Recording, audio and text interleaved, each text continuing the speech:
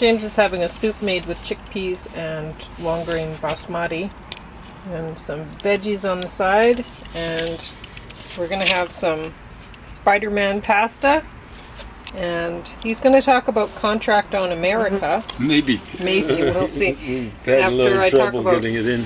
Ruben Brandt collector and Spider-Man Red Sun, and that's why I made the Spider-Man. Oh, it's Superman Red Sun. I thought they made Marvel had made a competing. No. You had me a little worried there. Okay, well, I don't know about the superhero stuff, so there's a little more eggplant on the grill when you're done. Okay, thanks. How's that back doing? Pretty bad? You've been busy today. Yeah, I've tried to do more than I probably should have. But anyway, we'll talk about this.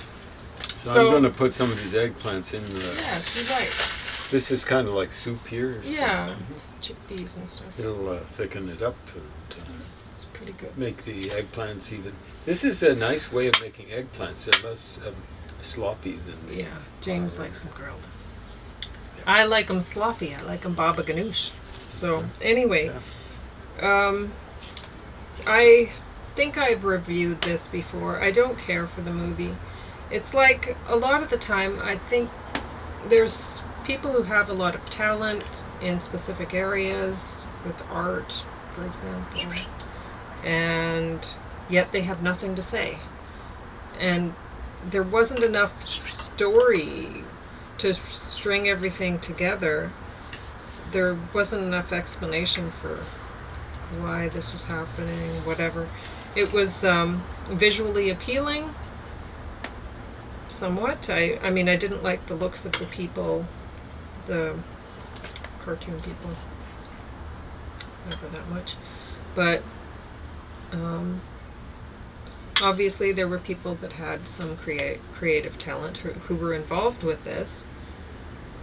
But anyway, I really had a hard time deciding which I should put on the bottom because I didn't care for any of these movies, or either of these movies. But I thought, well, the artwork is better with this one, so I'll put it on the top.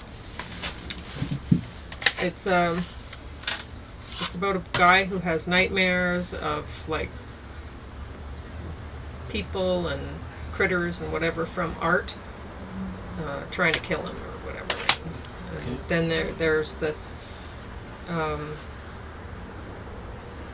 kind of police chase of art thief going on, because anyway, I don't want to give the whole story away, what little is there. So you'll probably want to watch it just for the artwork, the people who got involved. Anyway. So you're going to keep that a surprise as to who the artists are? What? No, I don't. I can see there's Botticelli on there's a lot of famous art in this show that they've made it in their animated style, remade it in their animated style, because it's about the art, the things coming out of the art, and the one guy, and then he's involved with the group of art thieves that are taking these things to make the... Anyway, it's stupid. It's just stupid. But, and it doesn't even really resolve itself. Anyway, who cares? This one, there's a lot more story to it. But the animation isn't as good. It's okay. I mean, it's decent animation. I was kind of surprised at how unimpressive it was. Yeah, it's just like, well, this is made around now, so let's see, what does the year say? I have a hard time finding these things sometimes. 2020. So I honestly expected more from the animation, and so this is like an alternate sort of history where Superman is Russian Superman, and this is in 1946. It's a time of Stalin, and Russian Superman really doesn't believe that America is good. It's capitalist and everything. And so you have Lois Lane, who's married to Lex Luthor in this, and Lex Luthor makes a genetic clone, maybe-ish, of Superman, of Russian Superman. So there's an American superior man, and anyway, in the end, we really don't know. You kind of go, okay, well, who are we supposed to think are the good guys or the bad guys or whatever? I mean, it looks like Brainiac's not a good guy, but by the end of it, you feel that way. But aside from that, I mean, you're thinking, well, Lex Luthor, pretty much a good guy, because yeah, he's making these. I mean, the outcome of Superior Man, that was kind of cruel. But, and Superior Man, it's the way that they made him out to seem really pro-capitalist and really stupid. Like,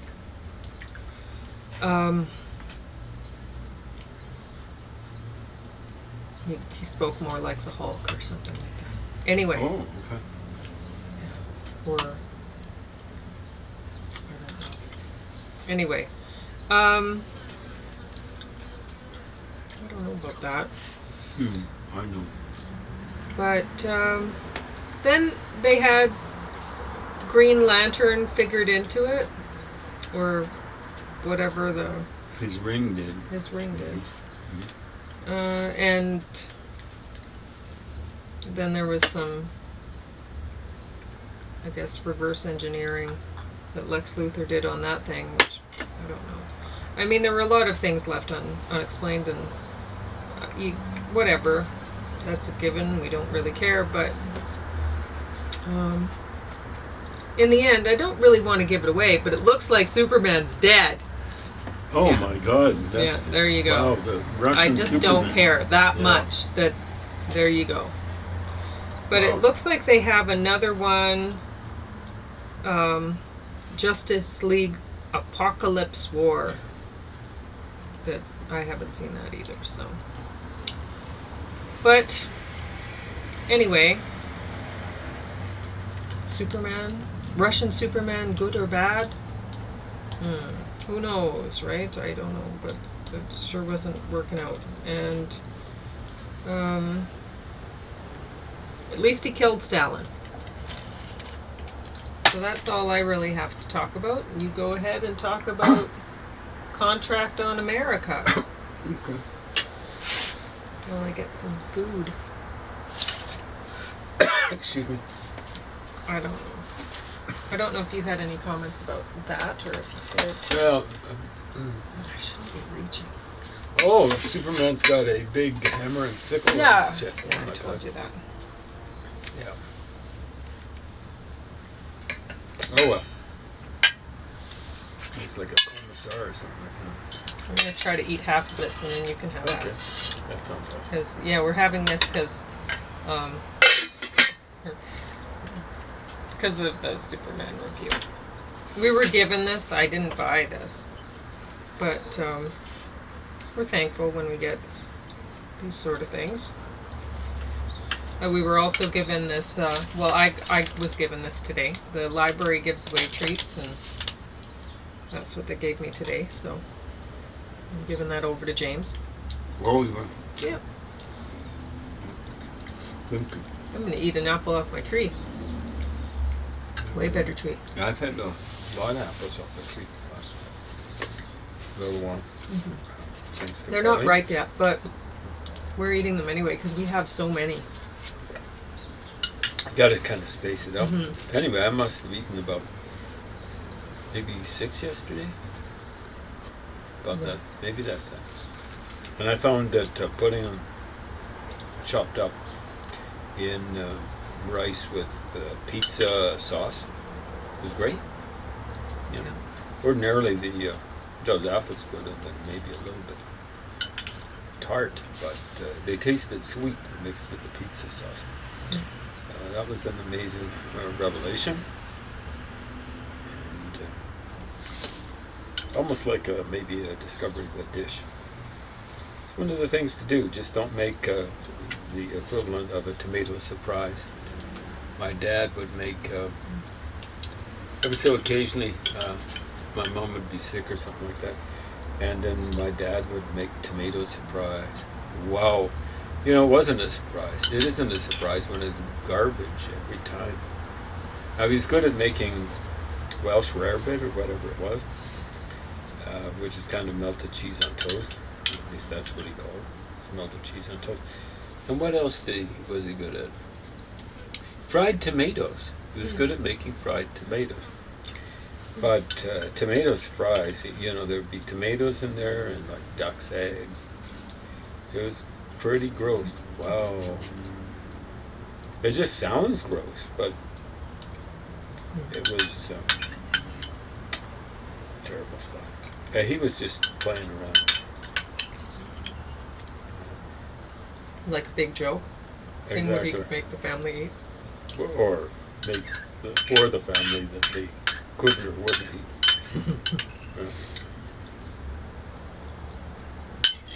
And so my mom would often talk about predeceasing my dad and who he should marry and stuff like that. And my dad did outlive my mom by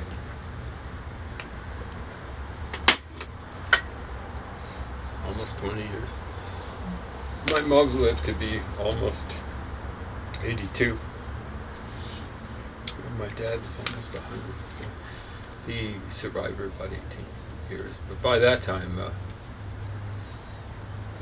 well, the senior center where he was staying, you could see, you know, there were way more women than men surviving.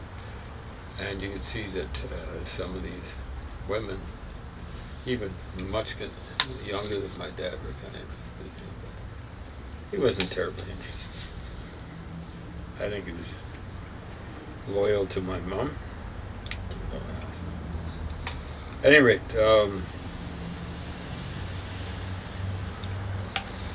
so this is in follow-up to a movie that we were looking at, or that I looked at, Pauline Got Old River. And it was about, basically, as far as I could tell, a whitewash, an attempted whitewash of the Warren Commission. And I think it was put out. There were interviews, you know, that went back quite a ways, but I think it was put out recently.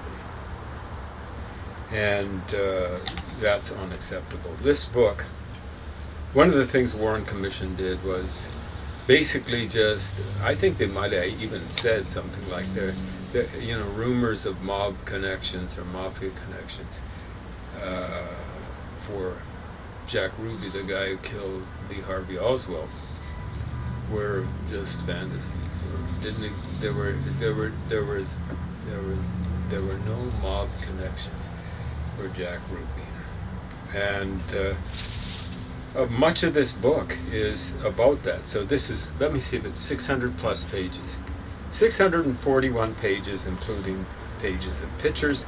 So we'll say over 600 pages, and it's full of all sorts of stuff. How much is on connections with mob stuff? Mob fixer in Dallas. So they're saying, or David Scheim is saying, that Ruby was the mob fixer in Dallas. So he's a fixer, like a guy who interfaces with the police and stuff like that, kind of gives approval for people doing dope deals, maybe helping out with gambling. You know, he ran a strip club. And anyone who thinks that he wasn't doing prostitution, well, he wouldn't be prostituting himself out. He's a pretty ugly-looking fella, but prostituting at least some of his Dancers is a little bit naive, and that's two strong syllables on that. That's called a spondee. Naive. Not ordinarily the way you say it, but you ordinarily say naive. But yeah, naive. Exclamation marks before and after, a la l'espagnol, okay, like the Spanish. So yes, there. Let me see. Mob fixer in Dallas, assassins at large, pilgrims and pirates. Yeah. So from page 99 to 100 and past 150. So that's 50 pages. 50 pages full of mainly documented connections of Jack Ruby with the mafia. So one of the troubles for the Warren Commission is they actually have records. Did you know that they kept records of long distance phone calls back in 1963 and earlier? That's shocking. But what's more shocking is the folks he's phoning, like mafia chiefs, like the top mafia guy, let's say in Tampa, top mafia. Of course, he has dealings with it. You know, it's not long distance when he's dealing with the top mafia guy in Dallas itself, but top mafia guy in New Orleans or Chicago, stuff like that. Huh? You know, like it's actually documented. And here the Warren Commission is just lying. Now, I don't care if the members of the commission didn't know, but Earl Warren knew. So now this is according to at least one witness. When he was talking with LBJ, see, Earl Warren was kind of like, I think he wanted to leave some sort of a legacy. He was on the Supreme Court, right? And LBJ he didn't want to head the Warren Commission. He's talking to LBJ, and LBJ persuades him. And when he comes out of the meeting, he's laughing. No, he's not crying, but there's tears in his eyes, because he knows. He knows people will figure it out eventually. And when you talk about Earl Warren, you don't talk about, the great decisions he made in the Supreme Court. Everyone thinks about it, who knows anything about it, thinks of the Warren Commission and the horrible travesty it was. Poor Earl Warren. So the other day I started reading Lee Harvey Oswald, or Jack Ruby's testimony. So Oliver Stone, woohoo, are you listening? Because you came up with JFK, and the CIA is responsible for that. This is a state crime, man. The CIA killed JFK. So, where's the head of the headquarters of the CIA? I believe it's in a place called Langley, Virginia. Now, Langley, Virginia is not near Newport News, okay? It's not up in the Appalachians or whatever they're called. Is it the Blue Ridge Mountains or the Great Smokies off in the west of Virginia? It's not by Newport News in the southeast of Virginia. You know, there's naval facilities around there. Langley, Virginia is not around there. What big city is it next to? It's not around Richmond, which is kind of like in the center of Virginia, and perhaps appropriately, it's a large city. It's the capital, it's long-term capital of Virginia. Where's Langley, Virginia? It's right across the Potomac from the urban sprawl, at the very least, around Washington, D.C. Now, maybe Jack Ruby was involved in this sort of thing and didn't really know where the nest of vipers that dreamed up this plot to kill JFK were actually situated. But here he is. Here's his testimony. I'm going to read some of it. I'd like to read all of it somewhere along the line. It's just a few pages, but hey, it's kind of enlightening. Mr. Ruby! So, this is Jack Ruby talking. I never think of him as Mr., but that's how they've got a title here. Is there any way to get me to Washington, right next door to Langley? Hey, I want to cozy up with those CIA guys so they can kill me. Chief Justice Warren, here he is. Earl Warren, is that his first name? I beg your pardon, he says. Well, it's got to be a bit of a surprise, right? Mr. Ruby, is there any way of you getting me to Washington? So he's saying, get me to Washington. What? Why? Chief Justice Warren, I don't know of any. I will be glad to talk to your counsel, i.e. lawyer, about what the situation is, Mr. Ruby, when we get an opportunity to talk. His lawyer was a guy called Tonahil, and he was appointed by someone else for Jack Ruby.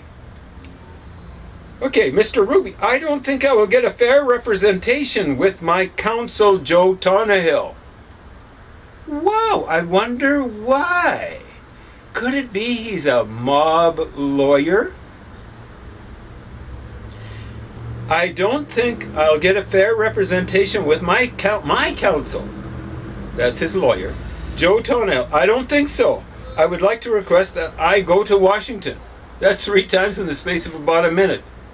Take me to Washington. Take me to your leader. Or leaders. I would like to request that I go to Washington and you take all the tests, presumably polygraph tests, i.e. lie detector tests, all the tests that I have to take. It is very important.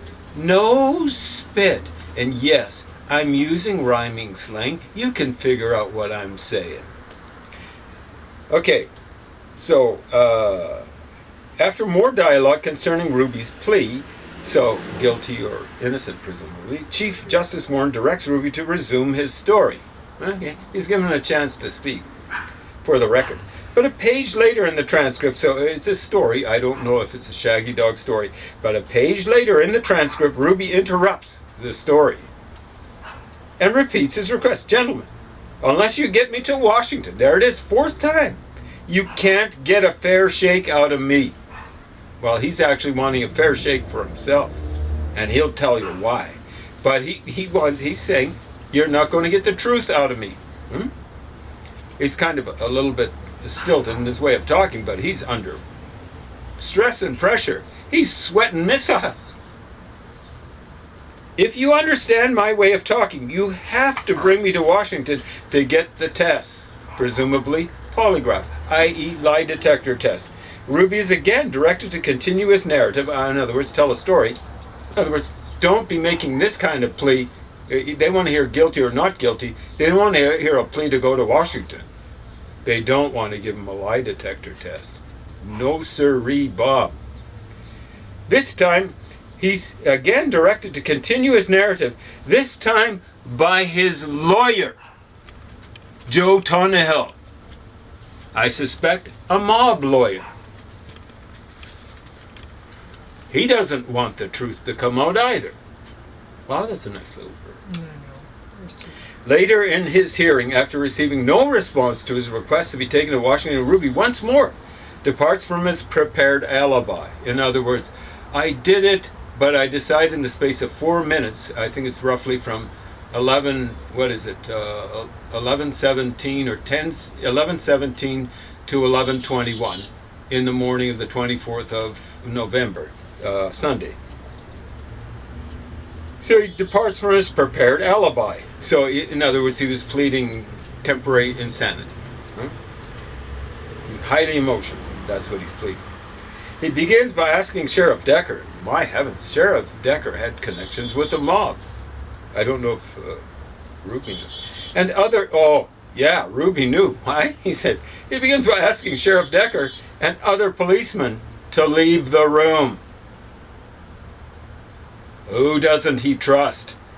It's the local yokels. Sheriff Decker had a long record of being corrupted by the mafia in Dallas. Okay? If you're still alive, Sheriff Decker, you come and sue me, sucker. The conversation continues. Mr. Decker, you want all of us outside? Ruby, yes. Mr. Decker, I will leave Hill and Moore. You know, they want the mob lawyers in there, right? I don't know who this Moore is. I am not going to have Joe leave. I presume that's Joe Hill. What? You know, that's the police guy saying, I don't want the lawyer to leave. That's Ruby's lawyer, presumably. Mr. Ruby, if you are not going to have Joe leave, that's his lawyer. He wants his lawyer out of there because he knows he's a conduit to the mafia. Mr. Decker, Moore, his body is responsible to you. What an idiot. Is your responsibility, I think he's trying to say. Of course, he's under stress. He's going, what? This guy's he's going to be mentioning that I'm involved with the assassination. You know, that's why he's not speaking clearly. Because I think Sheriff Decker was. His body is responsible to you. His body, and he repeats this, his body is responsible to you. He's already thinking of his being dead, his body. Mr. Ruby, Bill, I'm not accomplishing anything if they are here and Joe Donahoe is here. You asked me anybody I wanted out. So he's under stress too. He's not talking clearly. That's the way it goes. Mr. Decker, Jack, this is your attorney. That is your lawyer. Mr. Ruby, he is not my lawyer. Sheriff Decker and law enforcement officers left room. That's in brackets. Ruby then requests once again to be taken to Washington, this time explicitly stating the reason. You got your ears perked up? All you Warren Commission supporters, hopefully there's none out there. I think most of the people that watch this are reasonably sensible people, maybe even very sensible people. This time explicitly explaining the reason, thereby indicating that everything he has already recited, in other words, the story, that's the alibi that they want him to tell, the lie, right? Indicating that everything he's already recited, is prepared, is a sham. I want to tell the truth, and I can't tell it here. I can't tell it here. Does that make sense to you? It makes sense to me. Does it make sense to you? Of course it does. It doesn't make sense to Earl Warren. Well, actually it does. And but he doesn't want anything to do with it. At this point, Ruby questions two of the people in the room. He first asks Commission staff member, that would be the Warren Commission, Joe Ball, an attorney from Los Angeles, whether he has any connection with another California lawyer, Melvin Belly. Now, I first heard about Melvin Belly in the movie Gimme Shelter. And in the movie Gimme Shelter, he's got long flowing hair several years after, about 6 years after, and he's the lawyer who's arranging for the Rolling Stones to have a free concert, a free and easy concert. It ended up being in Altamont, but in the Bay Area of the United States of California, around San Francisco, Oakland, stuff like that. It eventually was at Altamont Pass at a speedway. Melvin Belly. And I thought, hey, this guy's a cool dude. He's a mob lawyer. Okay? Record as a mob lawyer that went back a long ways. So at this point, Ruby questions two of the people in the room. He first asked Commission staff